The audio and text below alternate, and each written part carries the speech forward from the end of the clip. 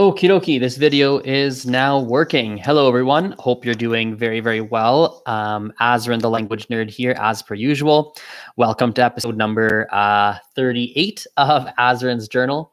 For those of you who are unfamiliar with this portion of my on my YouTube channel, it's pretty straightforward. This is the segment where I share my personal language learning journey and, of course, give you guys a whole bunch of different language learning tips. I want to do something slightly different today. One of a common comment that I will often receive about my content is that I make so much content in English, but I make relatively little in other languages, which is 100% true. And I thought today, you know what, let's break the pattern up a little bit and let's make something that is in French, Spanish, Mandarin. So 3 other languages that I speak. So we're going to make some content here. We're going to do some listening comprehension. So the way this is going to work is I'm going to talk about some different things in French, Spanish, and Mandarin, those 3 languages. I'm going to do a little bit of talking. And what I'll probably try and do is I'll do some Spanish talking, probably stop, explain a little bit about what I said in English, and then move on. I think that's what we're going to do, but we'll see how that feels as I go. I have a funny feeling it might just turn into random talking in Spanish and random talking in French, and you guys trying to listen and understand kind of what is being said. We'll see what feels natural, and yeah, here we go. I think probably French is a good place to start. Alors, salut tout le monde. Donc, je pensais à quelque chose intéressant aujourd'hui. C'était que le français, c'est la première langue étrangère que moi, j'ai appris. Donc, ça fait à peu près 22 ans que je parle français. J'ai commencé à apprendre français quand j'avais à peu près 5 ans. Parce que moi, j'habite à Cagliari. Et à Cagliari, on a des écoles d'immersion française. Donc, ça veut dire que nous, on fait nos études en français et on ne les fait pas en anglais. Donc, voilà. So, let's recap that. So, basically, I said, hey, what's up? How's it going? I've basically been learning French for about 22 years. I started when I was about 5 years old because we have in Calgary, and I went to what's called a French immersion school, where basically your education is done in French and not in English. Basically what I said. Pour moi, quand je fais des vidéos en ligne sur YouTube, sur Instagram, Snapchat, quoi que ce soit, quand je fais des vidéos en ligne, je trouve que le français, c'est une langue qui est assez difficile pour moi. Enfin, c'est-à-dire que c'est pas difficile parce que je parle très couramment le français, mais je n'ai pas beaucoup de pratique avec les vidéos en ligne en français. Parce qu'une chose qui est très intéressante qui se passe avec les langues, c'est que quand on parle dans une langue, il y a des situations où on se sent très confortable et très à l'aise, quoi. Et il y a d'autres situations où peut-être on a moins de pratique et c'est quelque chose qui est un peu plus, difficile, quoi. Et pour moi, faire des vidéos, faire du content, du contenu, je ne sais pas comment dire content en français, mais bon, c'est pas grave. Faire des vidéos et poster des photos, tout ça en ligne, en français, c'est quelque chose qui est un peu plus difficile pour moi que, par exemple, en espagnol ou en anglais ou quoi que ce soit. So, let's recap that in English. So, basically said that, what did I say in French? It's actually hard to remember exactly what I said in French, but the gist of it was, it's actually interesting because I obviously speak French very fluently, but in terms of making content online, French is a language that is a little bit more difficult for me because when you're learning another language, what's interesting is that there's certain situations where you feel more comfortable and there's others where you feel less comfortable, right? And so, for example, when it comes to making content online, pictures, photos, videos, whatever, uploading things, posting things, when it comes to making content, French is something that I just don't have as much practice with, and it's a skill like any other. So just something comes a little bit more, I guess, difficultly, if that's even a word, for me. Je me rappelle toujours quand j'ai commencé à faire des vidéos en ligne, même en anglais, c'était quelque chose qui était très difficile. Parce que avoir une conversation avec un ami, avec, je sais pas, un professeur, avec quelqu'un dans la vie, c'est une conversation. Et il faut juste, en fait, il faut juste former quelques phrases. Il faut juste penser à quelques phrases. Il faut penser à une phrase, deux phrases. Il faut penser à deux, trois choses que tu veux dire. Et après, l'autre personne va répondre.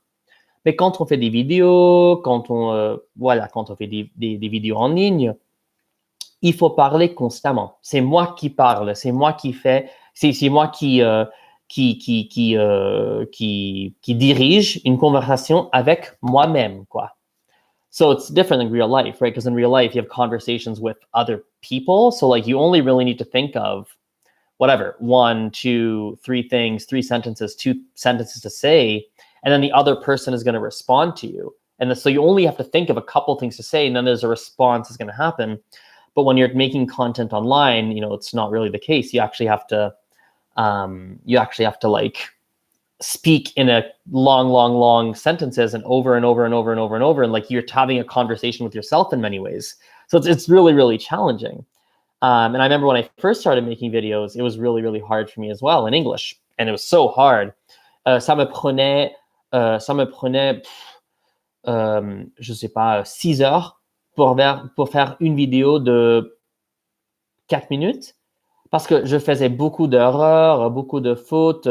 Je me sentais pas à l'aise en face de la caméra. C'était vraiment quelque chose qui était très difficile, même en anglais. Et ça m'a pris 2-3 années, quoi, avant que moi, enfin, je pouvais dire que, OK, je me sens bien, oui, je me sens à l'aise en face de la caméra, et voilà. So even before, like, it would take me 6 hours to make a video in like a 4-minute, 5-minute, 6-minute video, even in English. So I was so uncomfortable. I didn't know how to sound in front of the camera. I didn't say this in French, but you guys should actually see some of the first videos I made. They're not on this channel. They're on a completely different channel, which is it's very findable. You guys can find it, but I don't even know what the link is anymore, the channel name, but it's there. You can find it. So just very, very awkward. All right, let's go to Spanish. Entonces, oh, by the way, hey, Nathan, I see you in the chat. Hello. French is very pretty. If you like to learn French, I don't know what city you're in, but actually, what city are you in, Nathan? I can maybe give you some recommendations if there's a random coincidence here. Okay, español, Spanish. Entonces, español, ¿qué les cuento hoy día? Ok, una cosa un poco interesante que ha pasado en mi vida es que hace más o menos un año, un poco más de un año, yo conocí una mujer de Colombia. Y hace unos, no sé, más o menos 6 meses, 7 meses, algo así, que trabajamos juntos. Ella me ayuda con algunos eventos, porque en Calgary, en Canadá, donde yo vivo, organizo varios eventos para personas que están aprendiendo otros idiomas, que sea español, francés, inglés, mandarín o, lo que sea. Y ella organiza un evento cada semana para personas que están aprendiendo español. Además, ella enseña a algunos estudiantes en español y, es como una persona que trabaja conmigo y una persona que hoy es ahora es una amiga. So, quick recap. So there's about roughly a year ago, I met a lady from Colombia. She's been working with me for approximately 6-7-ish months, something like that. She runs some events here in Calgary because I run events for language learners. So various languages, I run different events for them. And she also does some teaching. Entonces, antes de conocer a mi nueva amiga, no tenía ninguna experiencia usando mi español en un contexto de trabajo, nunca.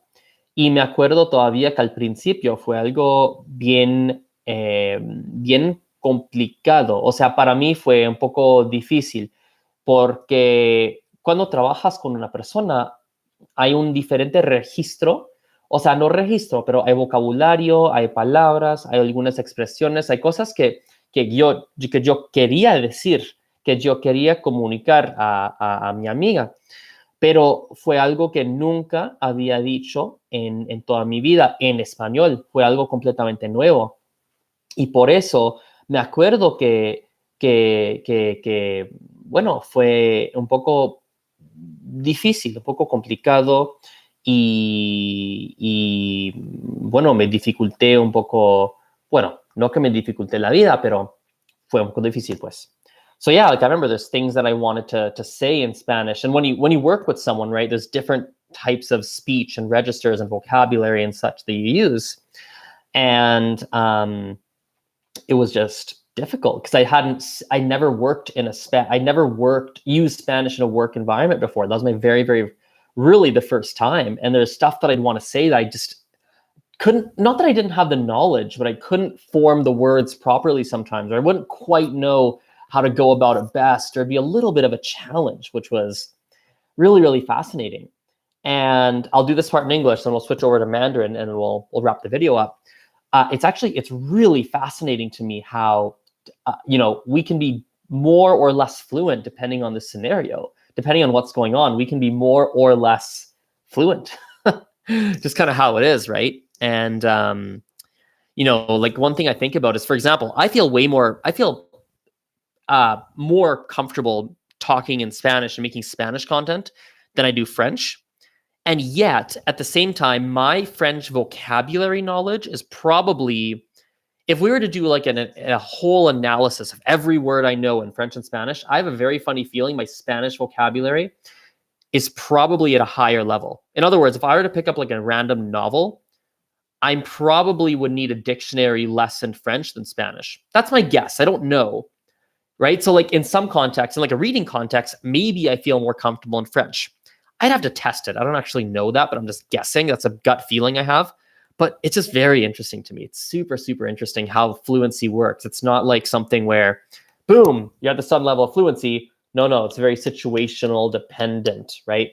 And I think for people like me, like I like to try and have near native level fluency in different languages. I like to try and have that. So it's just a kind of a constant process, I find. It's a constant process, totally.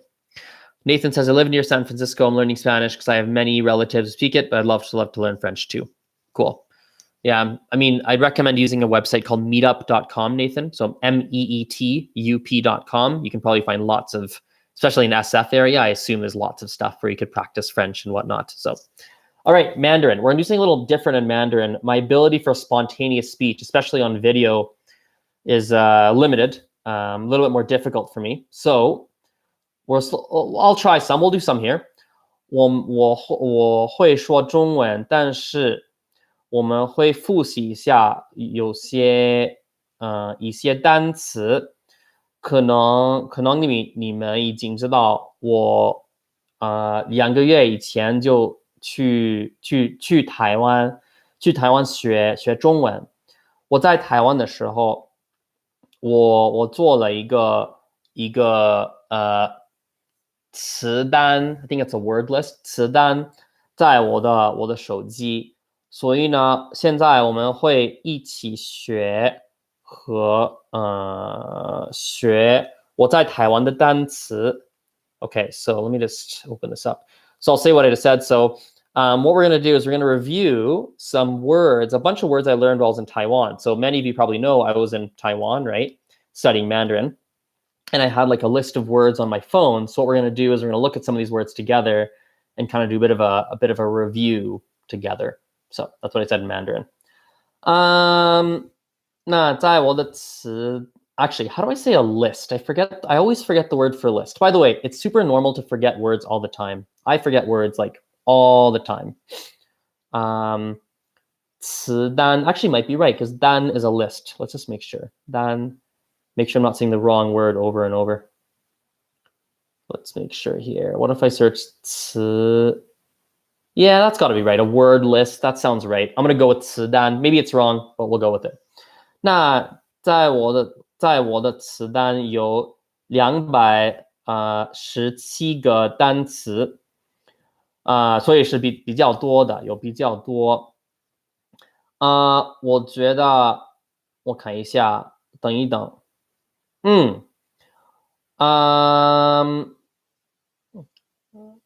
对，第172的单词就是黑暗，黑暗的意思就是 dark。我还记得我学这个单词的时候，我在我的中文课，我的中文老师就跟我和我朋友聊天，有些how do I say that？关于看电视的词汇。然后呢，他就问我，哎，阿斯人，你知道在Netflix 有没有什么有意思的节目？然后我说有一个叫 Lucifer，他然后就问我，哎，阿斯人，Lucifer 是不是一个比较黑暗的节目？我说不是。我知道 Lucifer 可能是一个比较有黑暗的的 title 的名字吧，但是那个Lucifer 当然不是一个黑暗的，是一个比较 What's the word? I forget the word. 比较I lost it. Oh yeah, 欢乐的. It's like happy, joyous. So I'll say that all in English. So I said there's a word called 黑暗, which means like dark.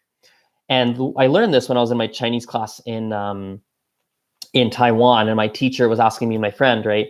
Like, hey, do you guys know any good TV shows on Netflix? And I was like, yeah, there's a show called Lucifer. And she's like, oh, is it a dark kind of show? Which is the meaning of heian. And I was like, no, not really. I know it's called Lucifer, but no, it's not. It's kind of more of a happy. Well, it's not really happy actually. It's not Guan.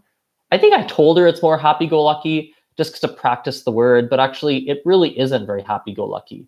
But it's not very dark either. Anyway, so let's wrap this video up here. Thank you guys for watching. I appreciate your attention. Hope you guys enjoyed this little bit of a different feel and different languages that we introduced in this video. We will talk later. Bye for now. See you.